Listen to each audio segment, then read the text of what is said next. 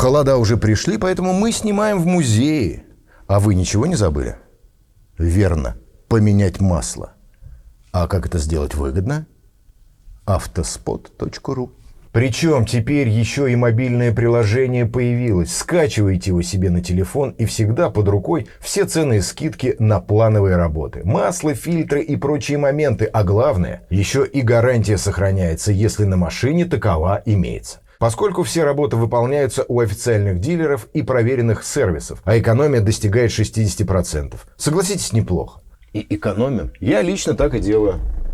Ссылка в описании. Не знаю, как у вас, а у меня уже голова начинает идти кругом от новых китайских автомобильных марок. Что не месяц, то новый бренд. Не успеваешь следить. И вот опять в сентябре появился New Star. Первенцем стал кроссовер 001. Вот, собственно, и он.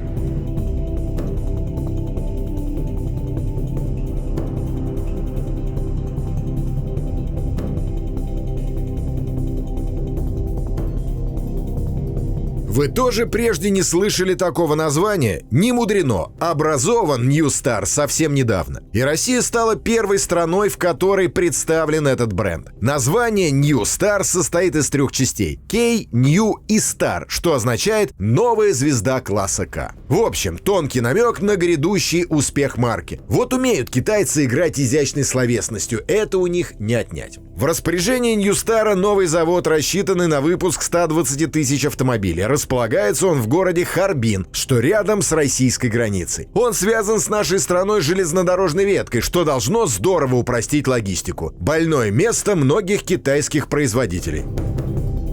Вам этот кроссовер ничего не напоминает? Есть в нем что-то от автомобиля, название марки, которое начинается на букву G. Кто сказал джип? Садись 2. В силуэте крепко сбитого кузова безошибочно определяется Тугела. А G — это Джили. Логично? Логично.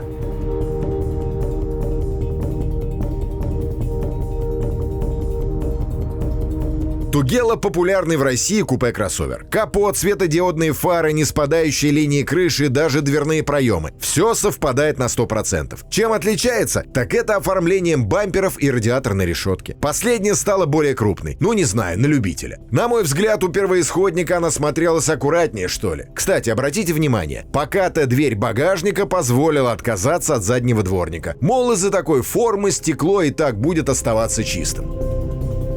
Не знаю, зимой надо будет попробовать. При нынешней погоде этого не проверишь. Но что однозначно, качество сборки вполне добротное. При осмотре никаких косяков не обнаружено.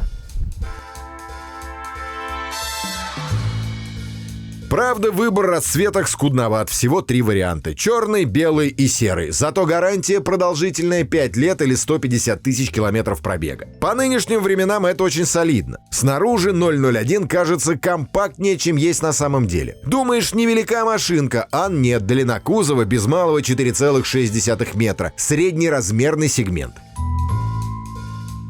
Машина представлена в 3 комплектациях. У нас топовая за 4 миллиона 126 тысяч рублей.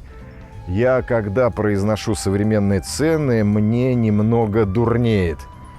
Но такова реальность. 001 занимает полупустую нишу, и прямых конкурентов у него, можно сказать, и нет. Купеобразный Havail F7 минувшим летом сняли с производства. А Чанган CS85 и DFSK AX5 с полным приводом не предлагаются. Так что реальные соперники у 001 традиционные кроссоверы, вроде Geely Atlas и Exit TXL. На водительском месте мне нравится. Посадка плотная. Я не знаю, что это значит, но в журнале «Авторевью» так говорить принято. А если говорить языком человеческим, сиденье удачно скроено. Удачный баланс между жесткостью и мягкостью. А боковая поддержка намекает на то, что она тут не для проформы. Регулировки, само собой, электрические. Диапазона хватает даже для таких верзил, как я. Что есть, то есть. Я верзила. А еще пассажирское кресло можно регулировать с заднего сиденья. Архитектура салона выдержана в классическом ключе. Тут привычные для восприятия прибора, традиционный рычаг управления трансмиссией, а не какой-нибудь подрулевой селектор. А главное, нет погони за размером экранов. Большие телевизоры зачастую только отвлекают внимание. И не надо говорить планшет на колесах, всего в меру. А отделка? Потрогайте. Кожа, замша, все натуральное, а не как на большинстве китайских одноклассников. Мультимедийные возможности оставляют двойственные чувства. С одной стороны, мне нравится качество картинки, да и интерфейс достаточно дружелюбный. Запутаться невозможно. С другой стороны, остро не хватает возможности коннектить смартфоны по протоколам Android Auto и Apple CarPlay. По нынешним меркам это не камильфо. Говорю я, переживая за продвинутых пользователей. Мне же все эти коннектятся не уперлись. Зарядка для телефона есть? Беспроводная. Аллилуйя. Короче, в целом уровень оснащения достойный. Панорамная крыша, 12 динамиков, раздельный климат-контроль, система кругового обзора и проекционный дисплей на ветровое стекло. Само стекло, к слову, с обогревом. Также здесь обогреваются форсунки стеклоомывателя, руль, а также передние и задние сиденья.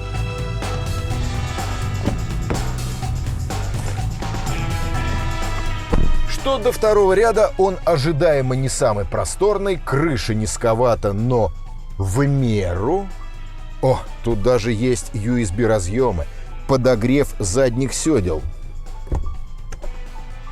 А что вам еще надо?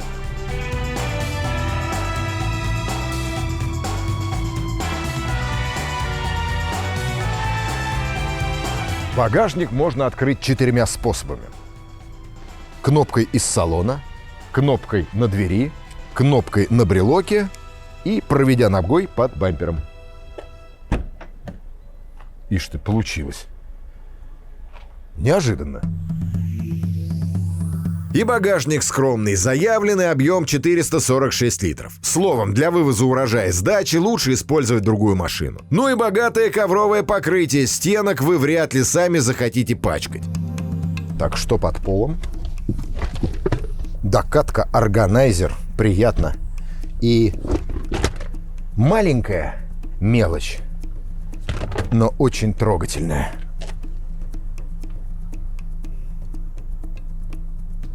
Да, оцените кармашек с сеткой на левом борту. Сюда отлично встанет бутылка с незамерзайкой. А еще тут есть шторка. Китайцы почему-то в последнее время стали предлагать машины без нее.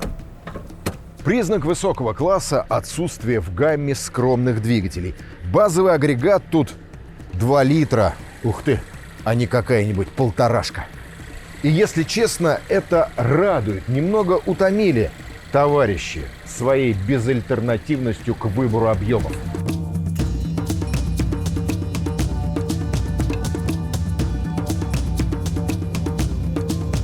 Мотор снабжен турбонаддувом и в зависимости от степени форсировки развивает 200 либо 238 лошадиных сил. В нашем распоряжении тот, что помощнее. Лошадок машине хватает за глаза. По крайней мере, в городских условиях недостатка динамики я ни разу не ощутил. По паспорту New Star набирает сотню за 6,9 секунды. И на практике он это подтвердил. Вы услышали? 6,9 секунды до сотни. Это непередаваемое ощущение, когда твоя машина, китайская машина, на которой ты едешь, немного унижает европейских собратьев. Так что это одна из самых быстрых бензиновых машин на российском рынке. Так-то.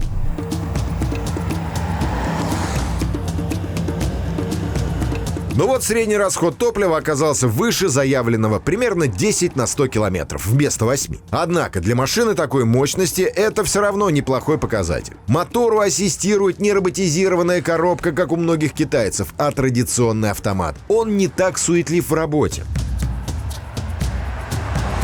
Нормальный автомат, нормальный мотор – это непередаваемый микс приятных эмоций. Я не знаю, как поведет себя этот тандем через несколько лет эксплуатации, но Карабас тут японский Айсин. Думайте сами.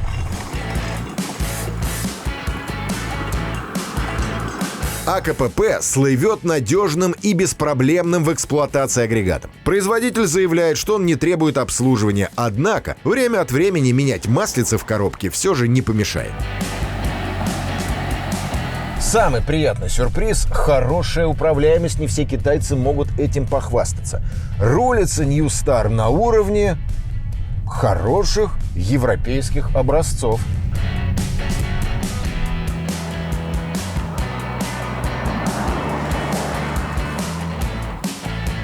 Что-то я рассыпаюсь в дифирамбах. Хвалю, аж самому тошно. Но, благородные доны, прежде чем пенять, прокатитесь на машине сами.